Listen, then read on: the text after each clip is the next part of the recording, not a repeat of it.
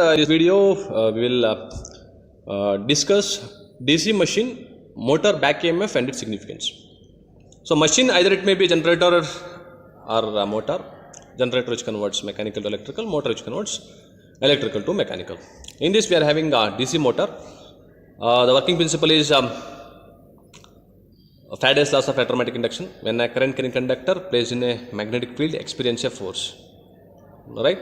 So torque is developed. That is DC motor working principle. And also we are having types of DC motor, shunt motor, series motor, compound motor, and also application of DC motor like lifting and lifts, cranes, hoists, and lathe machine, drilling machine, milling machine, pumps and all. There we are using DC motors. So again, working principle, Faraday's laws of electromagnetic induction, and also Fleming's left hand rule, and also dynamically induced EMF.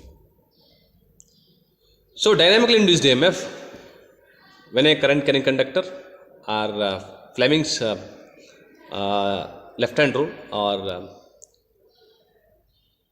this one,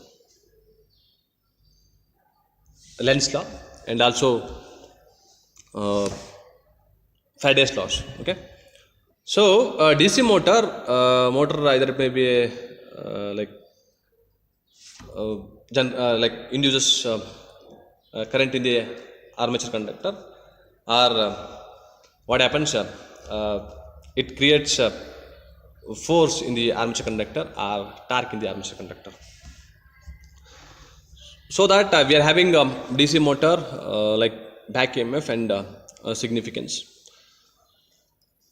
So before getting into the topic, like we will see principle, because for back EMF we want principle, Lenz's law, right?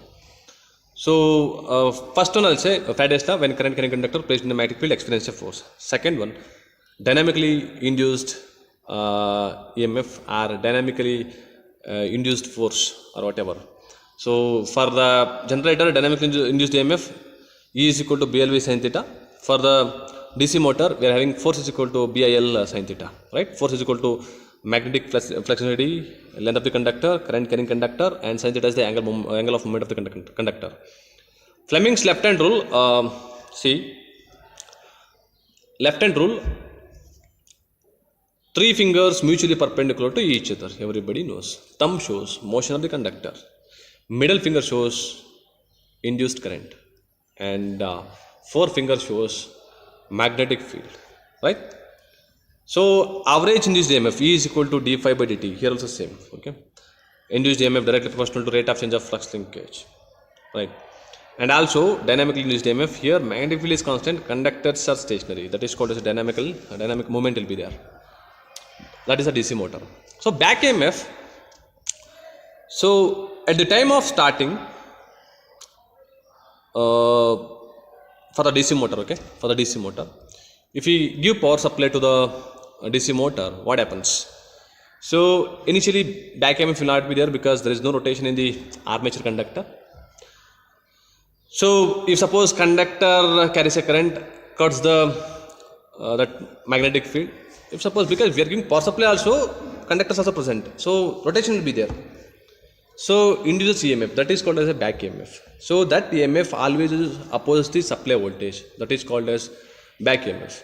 See, initially if suppose Faraday's laws of electromagnetic induction for the generator, when conductor cuts the magnetic field, EMF is induced, that is generating EMF, EG.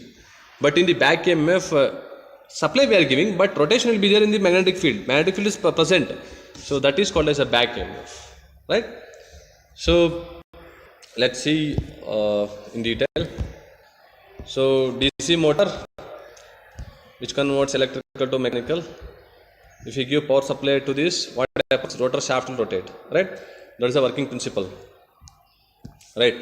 So supply we are giving, that commutator converts DC to AC. Whatever the conductors present in the armature always needs AC.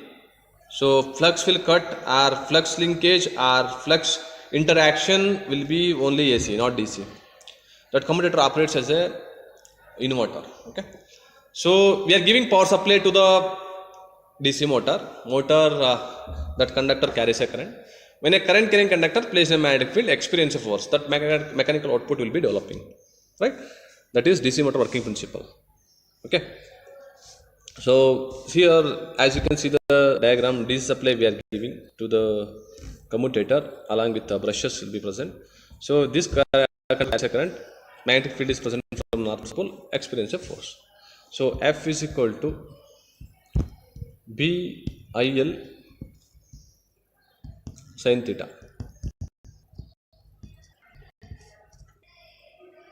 Okay. So F is the force, B is the magnetic flux density, I is the current flowing through that armature conductor, L is the length of the conductor, sin theta is the angle of movement of that conductor.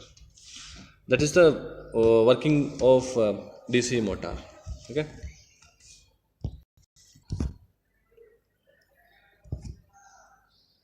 So DC motor back EMF and its significance now.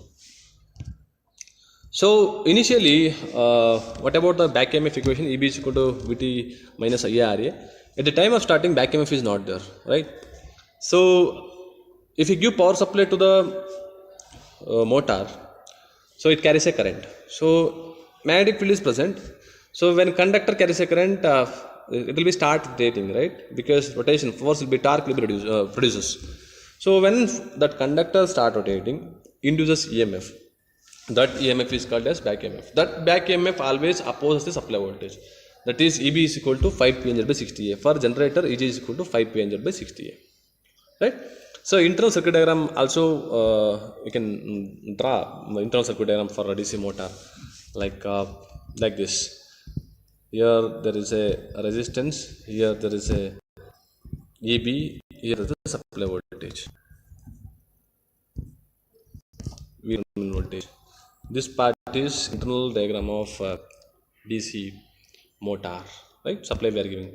This EB always opposes the supply voltage. That is called as back EMF. And its significance now. Okay, significances are like speed increases. What about the if suppose load increases, not speed, load increases, what about the speed? Speed will be decreases, right? And armature current also decreases, right? If suppose speed like decreases in a sense. If it is speed decreases, what about the back EMF? Back EMF also decreases because there is no past rotation. If suppose rotation is more, back EMF also more. If it is load decreases, what about the speed? Speed will be increases. So when speed increases, what about back EMF? Because more number of flux cut, more number of rotation, more number of like flux lines cut. So it induces more EMF, that is back EMF. Back EMF will be increases, right? So that is a back EMF and its significance. Okay. So this is when the armature windings are present. According to Lenz law, also EB is equal to 5 PNZ by 60A, where N is the speed in RPM, phi is the flux per pole, Z is the number of conductors, P is the number of pair of poles, and also A is the area of the cross section of the conductor, AB is the back EMF. Okay, according to Lenz law, which opposes the supply voltage, that is called as a back EMF, right? So this is the overall concept. See, supply we are giving now. Okay, so supply we are giving for the DC motor. See, supply we are giving DC motor supply. So here magnetic fields are when conductor start rotating. So conductor cuts the magnetic field, experience a torque, experience a force. At the same time, generates EMF. That is called as a back EMF. Back EMF is equal to EB is equal to phi P N Z by 60. Yeah, that is back EMF for the DC motor.